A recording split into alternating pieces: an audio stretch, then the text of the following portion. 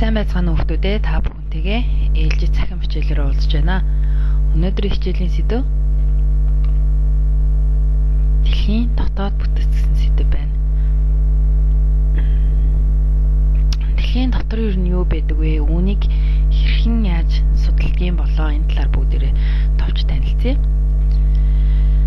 Дэлхийн дотоод бүтэцийг сейсмографи арга буюу газар хөдлөлтийн чичирхийллийн долгион ноор хэмждэг юм байна. Тухайн долгионы тархах хурд нь орчноос хамааран өөрчлөгдөж байдаг. Энэхүү зарчимдэр үндэслэн дэлхийн дотоод бүтэцийг тодорхойлдог бахнэ. Газар хөдлөлийн чичирхийллийн долгионыг хөндлөн буюу дагуу долгион гэж ангилдаг. За жишээ нь хөндлөн долгион нь хатуу орчинд тархаад шингээ орчинд бол замхардаг бахнэ. Долгионы тархах хурд өөрчлөгдвөл өөр нэгт шинж чанартай үе давхар байгааг илэрхийлдэг бахнэ. Энэхүү зурган дээр график дээр жишээ нь чулуу мандал буюу хатуу хэсэгт долгионы хурд 8 км/с байснаа за майтад бол энэ долгионы хурд нэмэгддэг гэж болгоно харагдаж байна. Энэ П буюу хөндлөн долгион тодорхой гүнд хүрээ замхардаг. За тэгээд тухайн замхарч байгаа нь өөр шинж чанар бүхий үе давхарыг эхэлж байгааг илэрхийлэх нэ. Энэхүү сейсмографи аргаар дэлхийн давхарганд газрын давхарга, майнд, цөм гэсэн үндсэн 3 үе давхаргатай болохыг олж тогтоожээ. Газрын давхарга гэдэг нь дэлхийн гадна талаар бүрхэх нимгэн хатуу бүрхөвчийг хэлнэ. Нэгт багтай харьцангуй найрлагын хувьд цахиур болон хүчил төрөвчсөн элементүүд гол нь их газрын ба далайн давхарга гэсэн хоёр төрөлтэй.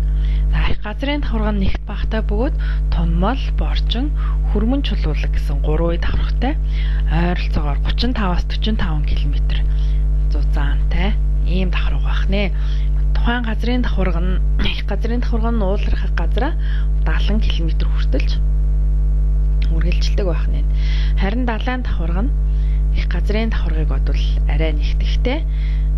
За боржингийн үе байдгүй 5-аас 12 км-ийн зузаантай ийм үе давхарга байдаг бахна. За энэхүү зураг дээрээс харагдаж байна. Астеносферээс дээш мантийн дээд хэсэг дээрх газрын давхаргыг бүхэлд нь литосфер буюу чулуун мандал гэж нэрлэдэг бахнэ. За бүгдээрээ дараагийн хичээлүүдээр энэ чулуун мандлын шинж чанар хөдөлгөөний талаар илүү дэлгэрүүлж үзэх нэ.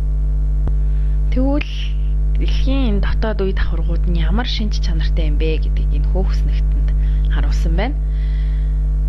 За чулуун мандал нь хатуу төлөвтэй, астеносфер бол уян налархай, дээд майнд нь хайлмал, за гадаад цөм бол шингэн, дотоод цөм хатуу гэсэн ийм шинжтэй байдаг бахнэ.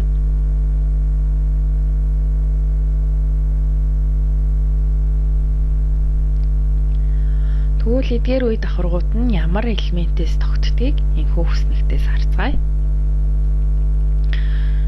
Чулуун мандал нь цахиур хүчил төрөгч, за хөнгөн цагаан, кальц, төмөр, натр, магн зэрэг элементүүдээс тогтдог. За ингээд бусад үе давхаргууд ямар элементээс тогтдгийг эндээс харж болно. За дэлхийн цөм буюу гүн рүүгээ мас ихтэй төмөр, никель зэрэг хүнд элементүүд илүү их зохилдог бахнэ. За үндсэн ийм 3 давхаргатай бахнэ. Газрын давхарга, майнд, цөм. За дотроо ялгаа бүхий ийм 6 үе давхарга болж хуваагдах нэ. Газрын давхарга нь их газрын царцтас, далайн давхарга царцтас. Майнд нь дээд майнд, доод майнд, гадаад цөм, дотоод цөм. Шинж чанарын хувьд аваад үзвэл газрын гадар бол нэгт багтай хатуу чулуулаг үе давхарга бол дээд майнд нь энэ налархай байдаг бол 900-аас 2900 км-ийн гүнд байрлах доод майнд нь тасчсан чулуулаг байдаг бахнэ. За дараагийн баг нь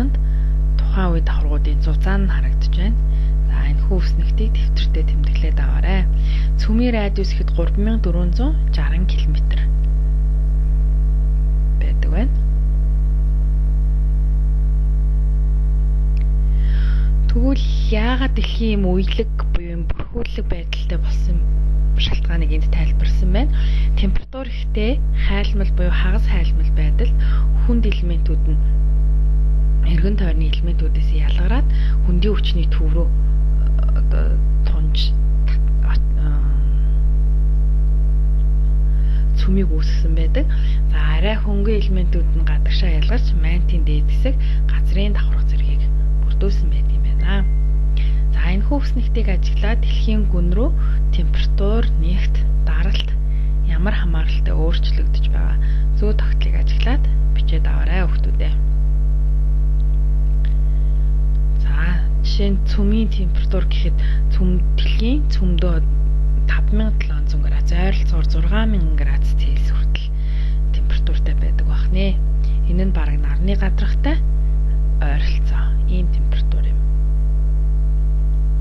Тэгвэл энэ их дулаан хаанаас үүсч бий болдгийг энэхүү слайднаас харцгаая бүгдээрээ. За дэлхийн өөрөө хөдөлж байгаа биет учраас тодорхой хэмжээний кинетик энергитэй байдаг. За мөн дэлхийн дотоод хэсэгт буй чулуулгууд асар их хэмжээний даралтанд шахагдсанаас болоод хүндийн хүчний энерги үүсдэг байна. Уран, тоорий зэрэг цацраг идэвхт байцын задралын үр дүнд тодорхой хэмжээний энерги үүсдэг байна. Төрөл бүрийн химийн урвалын үр дүнд үүссэн энергиэс энэхүү дэлхийн дотоод дулаан бий болдог байна. За энэхүү өнөөдрийн хичээл өндөрлөж байна. Хаалт хандуулсанд баярлалаа.